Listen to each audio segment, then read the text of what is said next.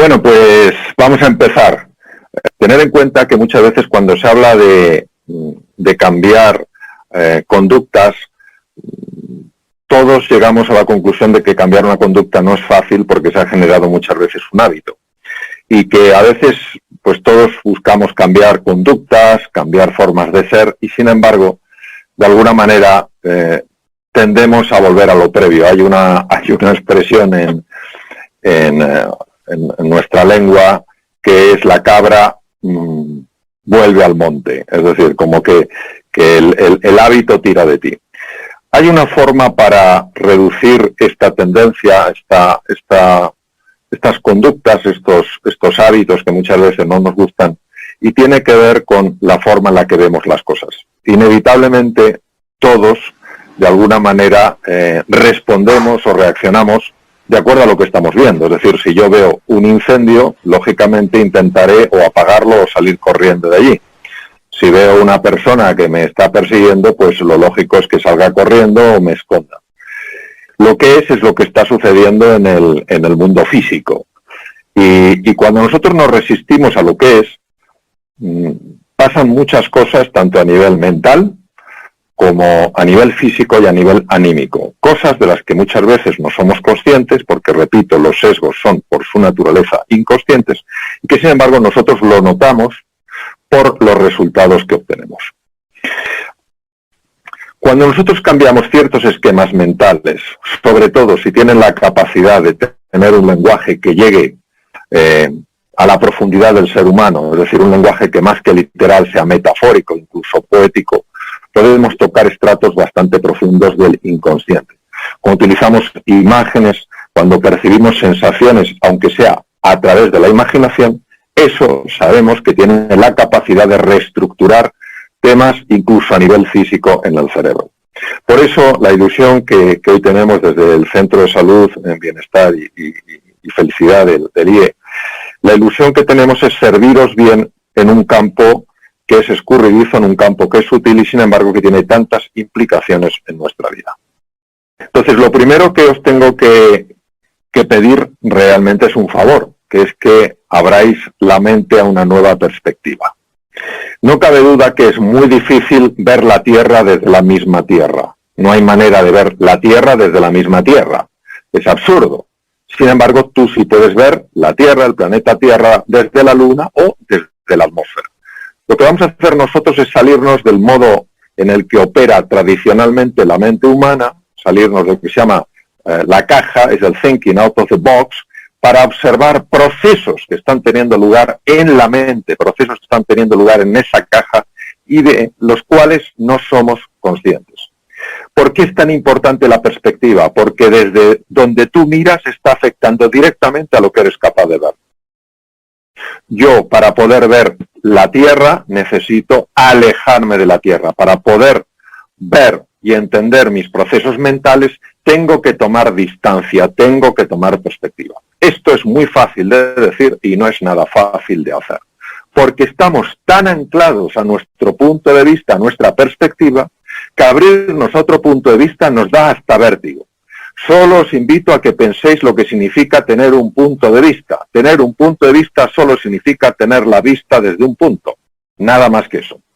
Con lo cual tenemos la opción de mirar desde otros puntos de vista a ver qué es lo que vemos.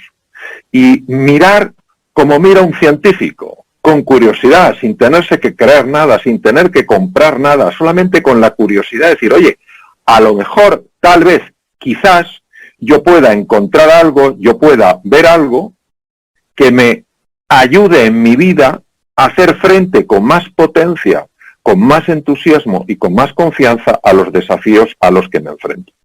Entonces, eso es lo que yo os voy a pedir, que abráis vuestra mente para que exploremos algo desde otro punto de vista, desde otra perspectiva, y a ver lo que cada uno en esta sesión descubre y puede aplicar personalmente a su vida. Primero, tenemos que entender que doblarse no es lo mismo que quebrarse. Cuando un árbol tiene que hacer frente a un viento fuerte, ese árbol necesariamente, si el viento es potente, se va a doblar. No tiene por qué quebrarse. Es más, si ese árbol quisiera resistirse al viento, probablemente, si no es un árbol muy grande, el propio viento le partiría. Entonces, lo primero es que tenemos que aceptar que ante ciertos embates de la vida, ante ciertos vientos, ante ciertas tormentas, ante ciertos desafíos, el ser humano se va a doblar sí o sí. Lo que no tiene que hacer es quebrarse. Esta es la base de un concepto que se llama la resiliencia.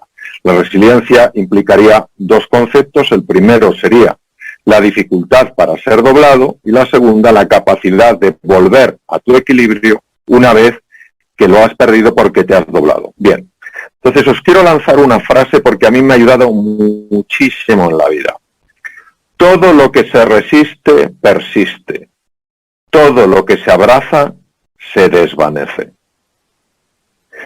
Esto que ahora puede resultar un poco extraño y es casi enigmático, vais a ver con qué claridad lo vamos a entender a medida que avancemos en nuestra investigación. Pues todo lo que se resiste, persiste. Todo lo que se abraza, se desvanece. Vamos a ver. Cuando una persona se quiebra, metafóricamente hablando, porque cae en la desesperanza. Cae en la desesperanza. No hay salida. Esto es el fin. Cuando una persona se dobla sin quebrarse, se abre al misterio. Abrirse al misterio es tomar una disposición abierta y humilde a que hay algo que está ocurriendo, que me está doliendo, que me está afectando y que, sin embargo, desde una perspectiva, acordad la palabra perspectiva, más amplia, tiene un perfecto sentido. Yo recuerdo hace años estaba en Orlando, dando un paseo por un campo de golf, estaba participando en un programa allí, y recuerdo que me paré en un pequeño estanque donde había una serie de carpas de colores. Y claro, me di cuenta de lo siguiente: para aquellas carpas todo su mundo era el estanque, pero no tenían ni idea de lo que estaba pasando fuera del estanque. Un poco como decía el economista Adam Smith, el pez no sabe que está dentro del agua hasta que alguien le saca de ella. Entonces nosotros ahora lo que nos abrimos humildemente, como decía el gran Sócrates, nos abrimos humildemente a que no sabemos por qué esto aparece en nuestra vida, no sabemos por qué este dolor, esta enfermedad, esta preocupación, esta inquietud aparece en nuestra vida, pero que si fuéramos capaces de mirar las cosas desde otra perspectiva, a lo mejor, tal vez, quizás, encontraríamos un sentido a lo que ahora para nosotros es un sinsentido. ¿Por qué es importante esto? Porque cuando uno se abre al misterio, no cae en la desesperanza. Mientras que cuando uno cae en la desesperanza, se hunde absolutamente en la oscuridad. Y vais a ver esto, las enormes repercusiones que tiene incluso a nivel fisiológico, a nivel del cuerpo, cosas que ni se nos habrían pasado por la cabeza hace un tiempo. Mirad, cuando yo hablo de la aceptación, que hablo en bastantes ocasiones, tengo que matizar mucho desde el punto de vista del lenguaje, porque cuando hablamos de realidades complejas, de realidades sutiles, el lenguaje a veces se nos queda corto si no somos capaces de hacer distinciones muy precisas. Aquí hay que ser un poco quirúrgico, un poquito cirujano. Bien. La resignación no tiene nada que ver con la aceptación, solo parece superficialmente que es lo mismo, pero por dentro no es lo mismo. La resignación es una forma de resistencia velada, es una forma de resistencia callada. No da la sensación de que te rebeles externamente contra lo que te esté pasando, no da la sensación de que estés enfadado, de que estés enfadada, de que estés fuera de ti, pero por dentro sí es así. Por dentro estás enfadado, por dentro estás rebelde, por dentro estás resistiéndote a lo que es.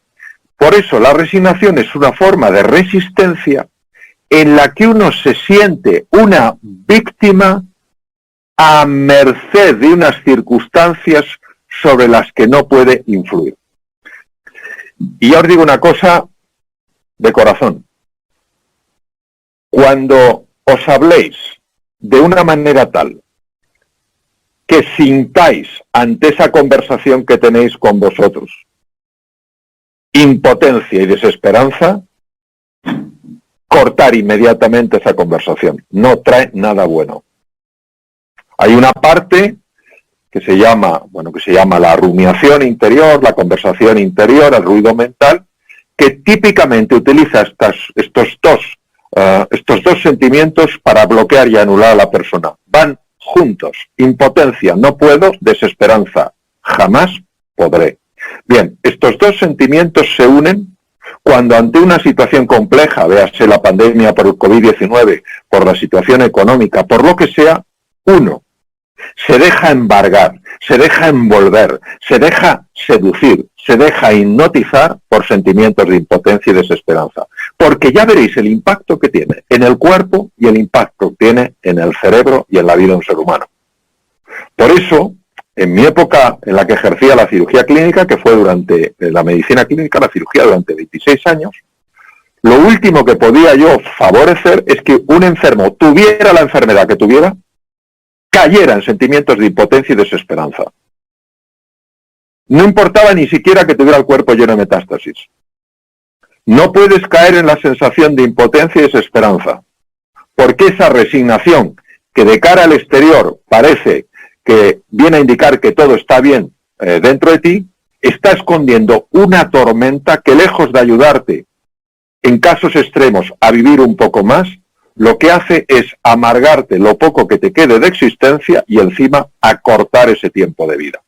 Por eso me ha parecido relevante traer cosas que vienen de la medicina y que podemos aplicar en nuestro día a día, en la empresa, en la universidad, en cualquier sitio. Bien, ahora tenemos que ir a un campo de la fisiología absolutamente apasionante, para que entendamos el impacto que tiene la resistencia en todos estos temas. Mirad, el doctor Cannon se dio cuenta de que cuando un ser humano se enfrenta a un peligro, algo que percibe como un peligro, yo os he puesto un tigre, se libera en él un proceso que lleva a 3 posibles reacciones, solo 3: el ataque, el bloqueo o la huida.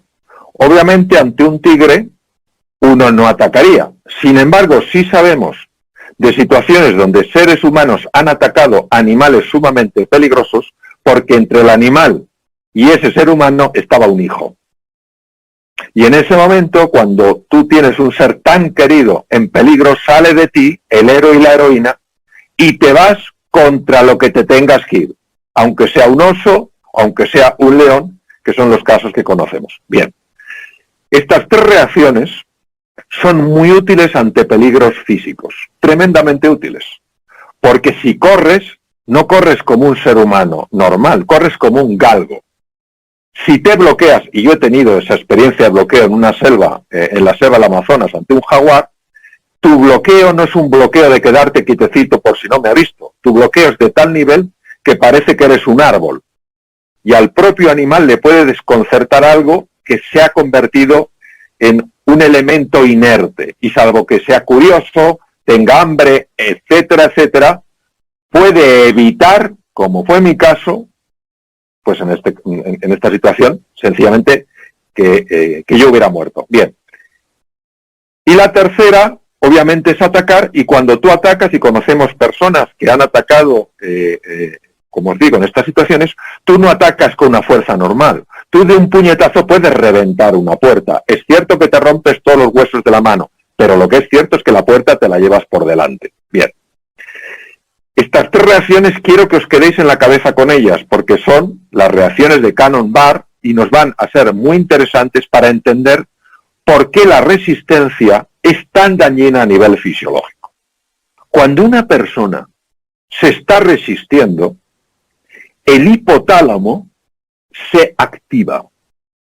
se activa y produce una sustancia que se llama CRF, es un neurotransmisor, que hace que una glándula que está justo debajo de él, es que está inmediatamente debajo de él, que se llama la glándula hipófisis o glándula pituitaria, libere una sustancia química que se llama hormona adenocorticotropa, que llega por la sangre a lo que veis con la flecha blanca, que son las glándulas suprarrenales que están justo encima de los riñones.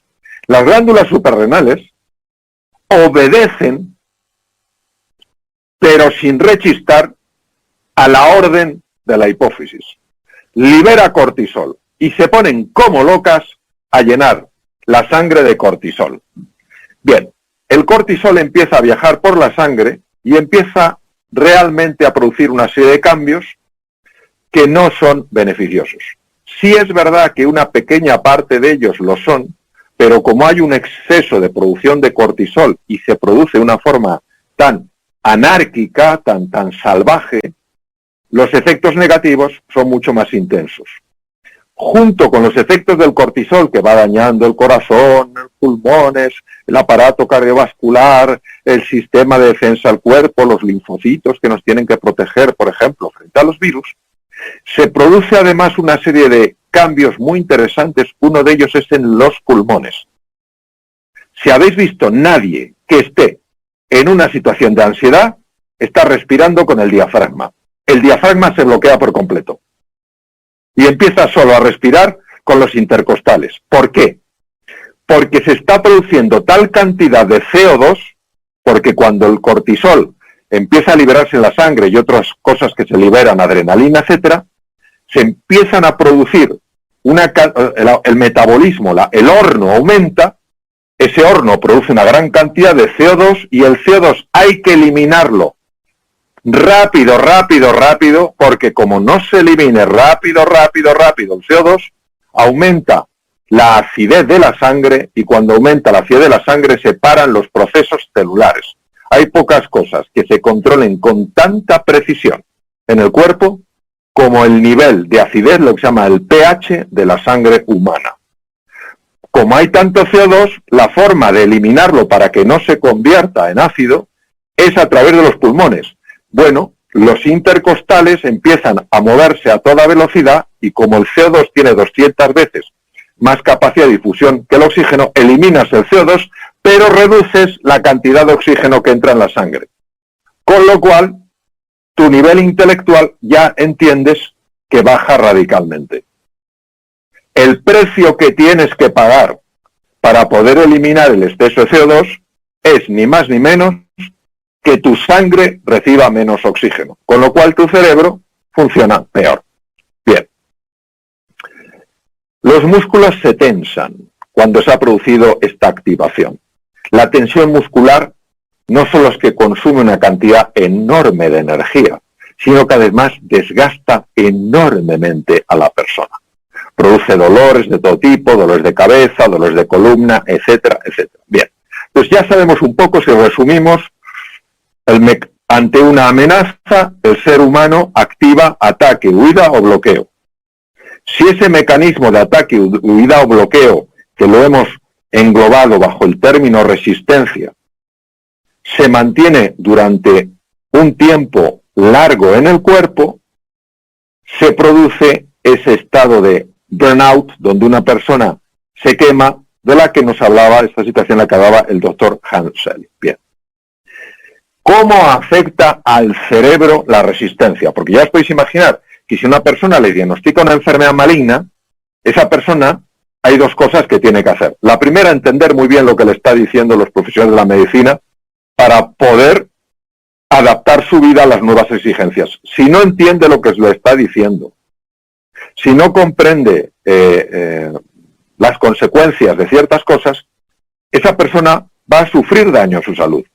Si por otra parte esa persona no tiene la inquietud de explorar, a lo mejor de pedir una segunda opinión, de intentar investigar sobre su propia enfermedad, también puede perder oportunidades para curarse. Bien, si sumamos al cambio de riego sanguíneo producido por la amígdala y el hipotálamo, la reducción en la oxigenación de la sangre por el cambio de patrón respiratorio, un ser humano cuando ve un vaso de agua nunca lo verá medio lleno, siempre lo verá medio vacío. Pero no solo eso, es que si lo viera medio lleno, se ahogaría en el vaso de agua. ¿No habéis oído hablar de esa expresión? Te estás ahogando en un vaso de agua. Pero si es que la persona no ve un vaso de agua, la persona ve un océano. No le digas que es un vaso de agua, que está viendo un océano. ¿Pero por qué está viendo un océano si es un vaso de agua? Porque para poder distinguir vaso de agua de océano, tú necesitas regiones prefrontales que estén funcionando bien. Si está llegando poco oxígeno y encima la sangre la estás desviando a los músculos porque el organismo está activando mecanismos de resistencia, no ha de extrañar que esa persona ni piense en nuevas opciones para su empresa, ni piense en soluciones creativas, ni nada, ni nada. Está en patrón de ataque, defensa o bloqueo. Bien, desde el punto de vista de la relación social, pero queridos amigos, pero vamos a ver, si esto, claro que entre todos podemos resolverlo, pero para resolverlo tiene que ser entre todos. Una persona que se siente amenazada y que activa el hipotálamo, la amígdala, y empieza a generar todos estos procesos, lo último que quiere es la interacción social. Se aísla, cae presa de la ansiedad, de la ira, de la depresión, y ¿cómo va a comprometerse en un futuro compartido si se siente amenazada? Entonces, fijaros qué alucinante cómo todo lo que es la inteligencia social se bloquea desde la resistencia. Por mecanismos sutiles, pero claro, como el cuerpo, la mente y el alma están todos conectados, lo que quiero es mostraros este entretejido, este tapiz, para que veáis desde esta perspectiva la importancia que tiene la aceptación. Bien, lo que tú piensas, esto no lo quiero en mi vida, ¿quién tiene la culpa? Yo no puedo con esto, no hay nada que hacer. Lo que tú piensas afecta a lo que sientes. Y lo que sientes afecta a cómo tu cuerpo responde. Ahora, ¿qué cosas tenemos que tener muy presentes en este momento de gran desafío?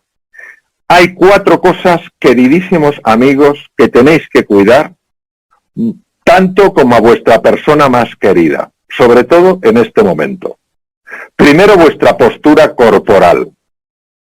La postura física de vuestro cuerpo.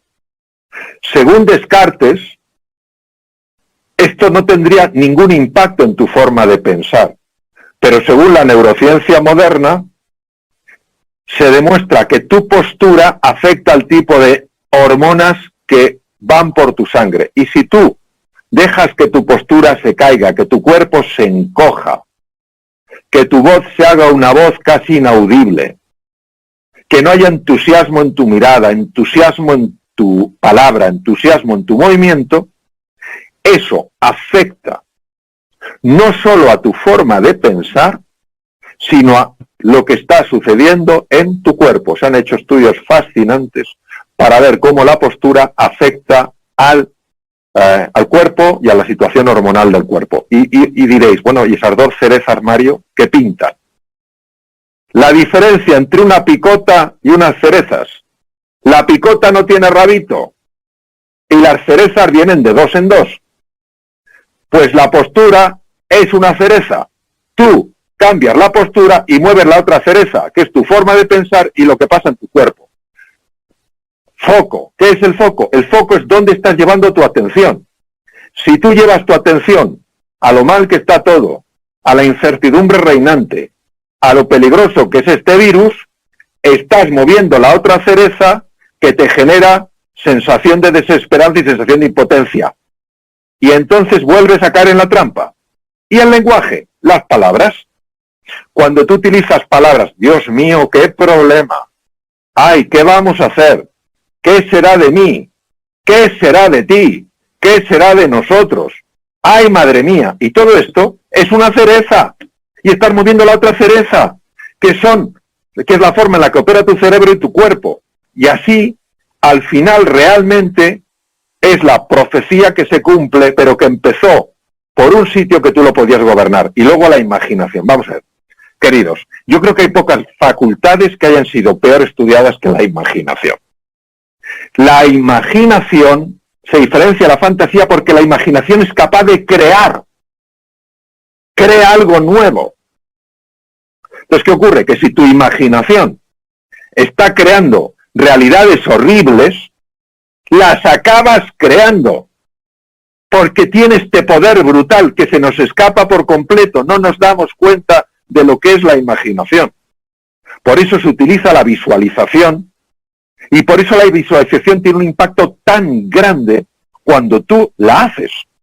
Uno de los máximos expertos en el mundo, que es una persona espectacular, Álvaro Pascual Leone, que es catedrático de neurociencias en los Estados Unidos, ha mostrado cómo personas visualizando cosas cambian circuitos cerebrales. Es el número 1 del mundo en neuroplasticidad. Entonces, ¿qué quiere decir? Que utilicemos la imaginación para crear realidades ilusionantes, no para crear realidades desesperantes. Y un poco lo que decía el gran Cajal. Cajal gana el Premio Nobel de Medicina en 1906, esto era imposible en aquella época, y este hombre lo tenía claro, porque él era un sabio, no solo un increíble investigador, era un sabio. ¿Y qué dijo Cajal? Cajal dijo, todo ser humano puede ser, si se lo propone, escultor de su propio cerebro.